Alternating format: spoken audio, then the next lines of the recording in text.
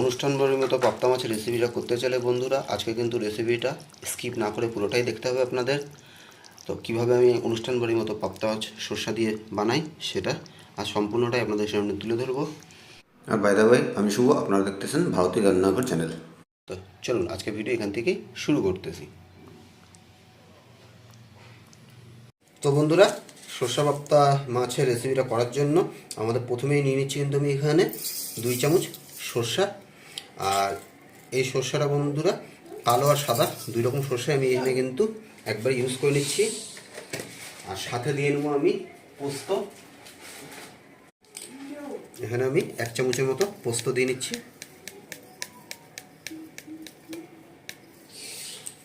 আর দিয়ে নেবো 4-5টা কাঁচা লঙ্কা।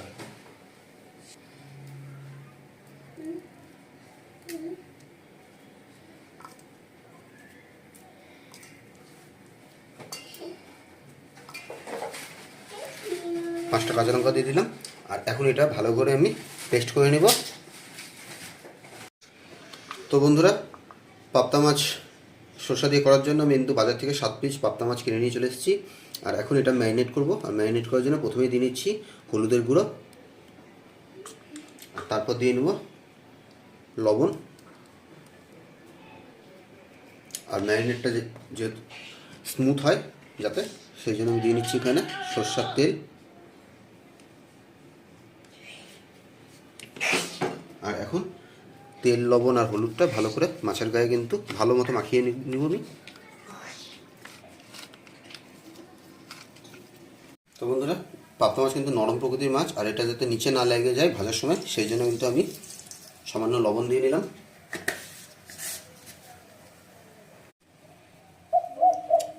আর বন্ধুরা, তেল কিন্তু গরম হয়ে গেছে।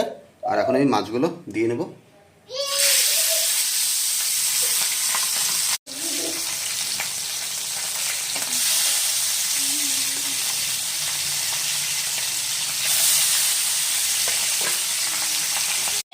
আর যেহেতু পাবদা মাছ নরম প্রকৃতির মাছ বন্ধুরা, তাই খুব বেশি এটা ভাজতে লাগে না। সামান্য ভাজলে এটা, সামান্য ভাজা হলে এটা উল্টিয়ে দেবেন আপনারা। আর এরকমভাবে যদি 2টা খুন্তি ব্যবহার করেন তো দেখবেন উল্টানোটা খুব সহজ হবে আপনাদের।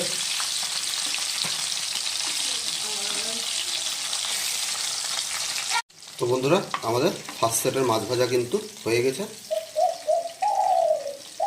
আর এখন মাছগুলো আমি উঠিয়ে নেব একটা পাত্রে।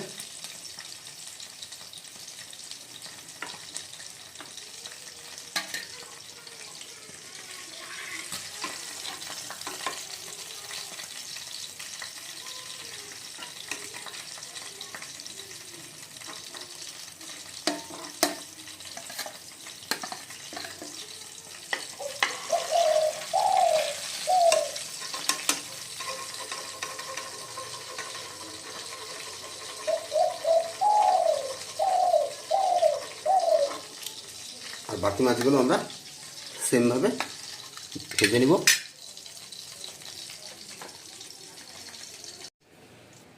তো বন্ধুরা, আমাদের সমস্ত মাছ কিন্তু ভাজা হয়ে গেছে।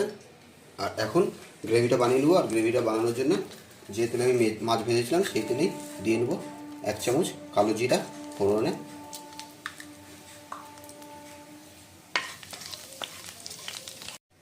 আর এখন দিয়ে নেব 2 চামচ আদা বাটা।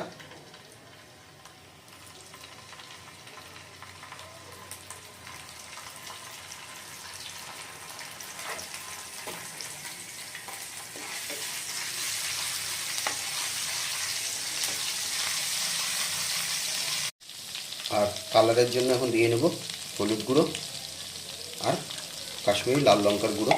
আমি দুটোই ডাইরেক্ট তেলের উপর দিয়েছি। তেলের উপর দিলে কিন্তু আপনার হলুদ গুঁড়ো আর কাশ্মীরি লাল লঙ্কার গুঁড়ো দুটোই রঙটা ভালো হয়। আর এই সময় গ্যাসের ফ্লেমটা একবারে লো রাখবেন বন্ধুরা। মশলাটাকে একবার ভালো করে কষিয়ে নেবেন।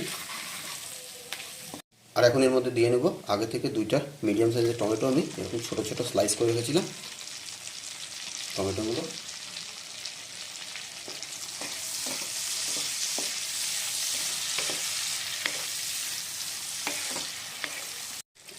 আর টমেটোগুলো দেওয়ার সাথে সাথে বন্ধুরা দিয়ে নেবেন সামান্য লবণ। তাতে টমেটোগুলো তাড়াতাড়ি গলবে।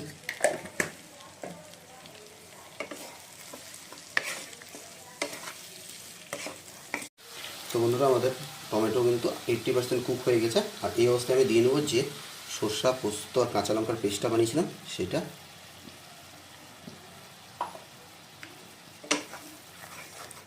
আর এটা একবার ভালো মতো মিশিয়ে নেবেন 1.5-2 মিনিট ধরে। তারপর কিন্তু এর মধ্যে জল এড করবেন।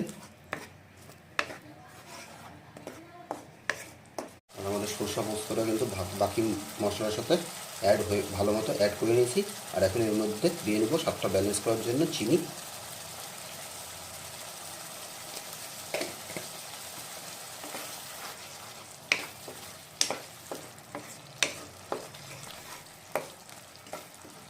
আর এখন বন্ধুরা এর মধ্যে আমি দিয়ে নেব জল। আর জলটা দেওয়ার পর একবার ভালো মতো নেড়ে নেব।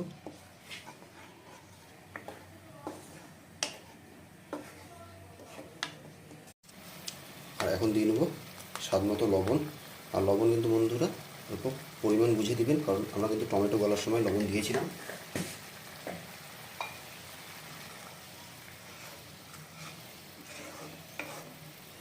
গ্রেভি কিন্তু ফুটে উঠেছে বন্ধুরা। আর এখন সময় হচ্ছে মাছগুলো অ্যাড করে নেওয়ার।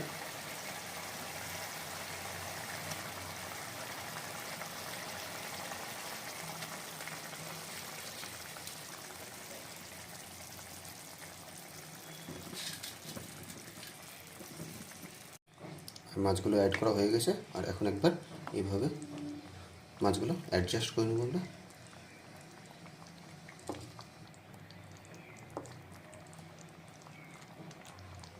আর এখন আমি এইভাবে 5 থেকে 6 মিনিট রেখে দেব।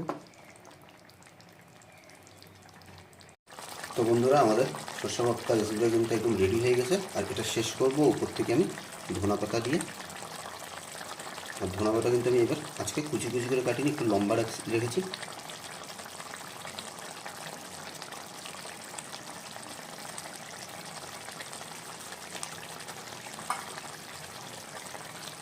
তো বন্ধুরা, দেখলেনই কত সহজে অনুষ্ঠান বাড়ির মতো আমি সর্ষে ভর্তা রেসিপিটা করে দেখালাম আপনাদের।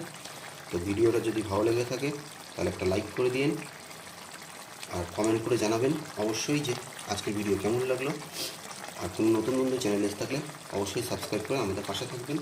দেখা হচ্ছে নতুন কোনো ভিডিওতে। টাটা।